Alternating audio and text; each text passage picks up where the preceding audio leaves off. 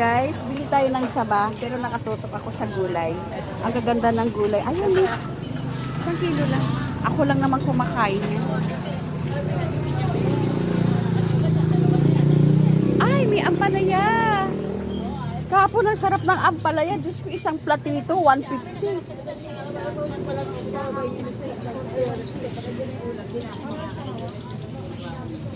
Ate, yung sa pa mo.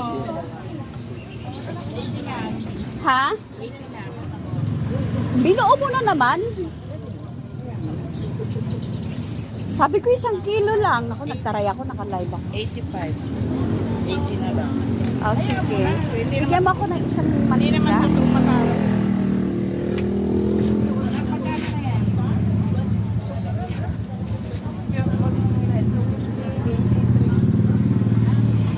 Isang kamote na po yan. Malaki? Oo. Tama na.